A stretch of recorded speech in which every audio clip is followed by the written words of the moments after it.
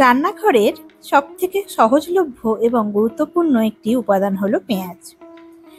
আজকের এই ভিডিওতে আমি দেখাবো কিভাবে একদম পারফেক্ট পেঁয়াজের বেরেস্তা বানানো যায়, যেটা হবে একদম মচমচে আর যার সুগন্ধে ভরে উঠবে পুরো রান্নাঘর। আর তার সাথে এটি কিভাবে দীর্ঘদিন সংরক্ষণ করে রাখা যায় এবং সেটি কিভাবে আপনারা ব্যবহার করতে পারবেন সেটিও এই ভিডিওতে আমি শেয়ার করব।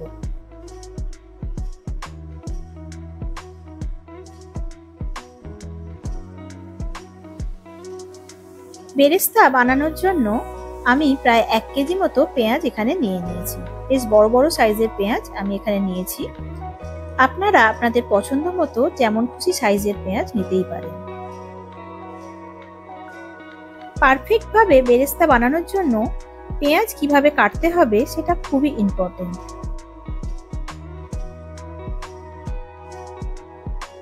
পেঁয়াজের দুদিক কেটে ভালো করে খোসা ছাড়িয়ে নিয়ে এবার এর যে রুটের পোরশনটা রয়েছে, এই রুটের পোরশনটা আমি ছুরির সাহায্যে ঠিক এইভাবে কেটে দেব। এইভাবে রুটের পোরশনটা কেটে বাদ দিয়ে দিলে পেঁয়াজ কাটার পর পেঁয়াজের যে স্লাইসগুলো থাকবে সেগুলো একে অপরের সাথে লেগে থাকবে না, ফলে ফ্রাই করার পর এটা একদম ঝরঝরে থাকবে। তবেই বেরেস্তা একদম পারফেক্ট তৈরি হবে। এইবার পেঁয়াজ খুব পাতলা পাতলা করে কেটে নিতে হবে। যতটা সম্ভব পাতলা করা যায় ততটা সম্ভব পাতলা করে কেটে নিতে হবে।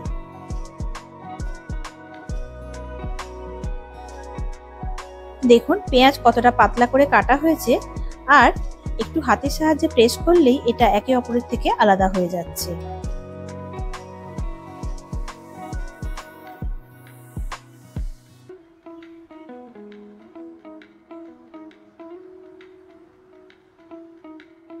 সমস্ত পেঁয়াজ আমার এখানে কাটা হয়ে গেছে। আমি এবার হাতের সাহায্যে এগুলিকে একটু প্রেস করে আমি আলাদা করে নিচ্ছি।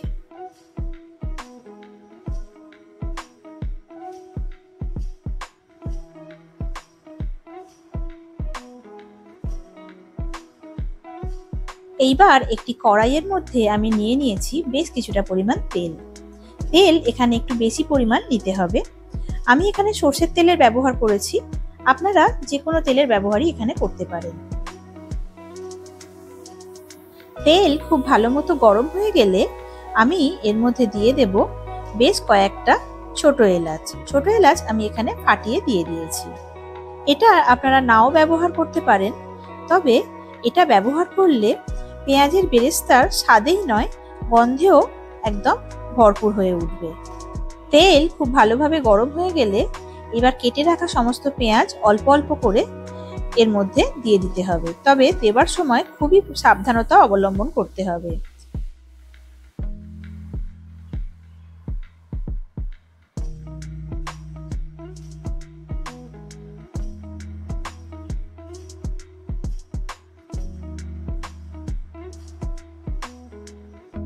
এইবার গ্যাসের ফ্লেম হাইতে রেখে এটিকে অনবরত নাড়াচাড়া করতে হবে প্রায় 10 to 15 মিনিটস।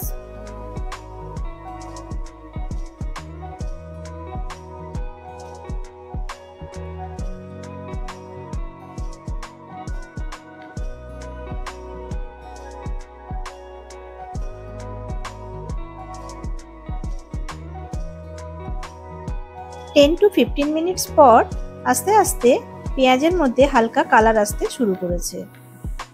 এই সময়ও অনবরত এটিকে নাড়াচাড়া করতে হবে।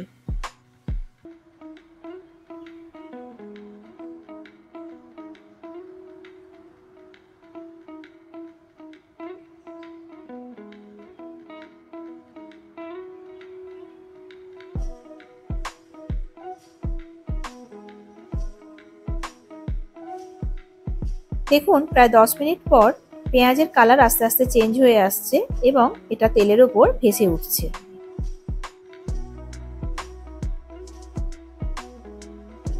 পেঁয়াজ যখন তেলের ওপর ভেসে উঠবে তখনই আমাদের বুঝে নিতে হবে যে এটা একদম পারফেক্ট ভাবে ফ্রাই হয়ে গেছে।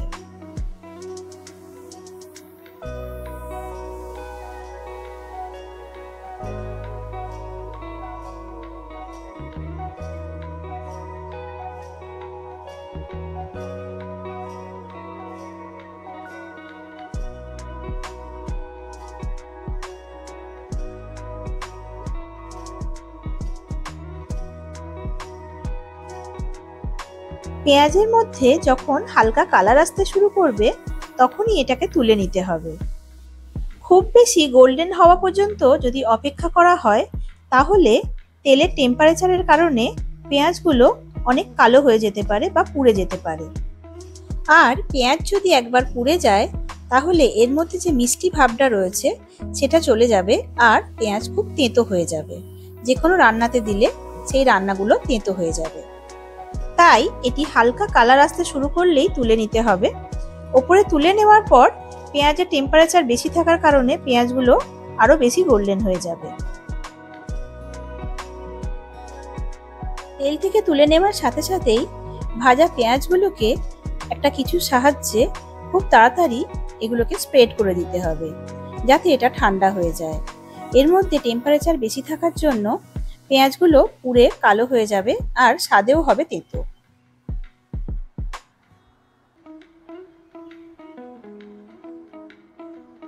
দেখুন এটা কত সুন্দরভাবে ঝরঝরে আর মচমচে হয়ে গেছে।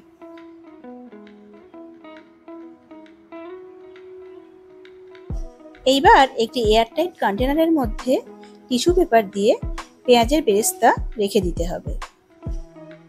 তবে এটি রাখার আগে এটিকে খুব ভালো করে ঠান্ডা করে নিতে হবে। গরম অবস্থায় কোনোভাবেই এটিকে রাখা যাবে না। এইভাবে বেরেস্তা বানিয়ে নর্মাল টেম্পারেচারে প্রায় 15 to 20 ডেজ রেখে দেওয়া যায়। তেলে ফ্রাই করার জন্য এটি খারাপ হওয়ার সম্ভাবনা খুবই কম থাকে। এভাবে এটিকে নর্মাল ফ্রিজে 3 থেকে 4 মাস মতো সংরক্ষণ করে রেখে দেওয়া যেতে পারে। যে কোনো রকমের রান্নাতে চিকেন, মাটন, বিরিয়ানি এই সব কিছুতেই বেরেস্তার ব্যবহার করলে এর স্বাদ হয় অসাধারণ। ভিডিওটি কেমন লাগলো তা কমেন্ট করে অবশ্যই আমাকে জানাবেন। ভালো লাগলে একটি লাইক ও শেয়ার করে দেবেন। আর আমার পরিবারে নতুন বন্ধু হয়ে থাকলে সাবস্ক্রাইব করে পাশে থাকার অনুরোধ রইল আপনাদের কাছে। ভালো থাকবেন। দেখা হবে অন্য নতুন একটি রান্নার রেসিপি নিয়ে। ধন্যবাদ।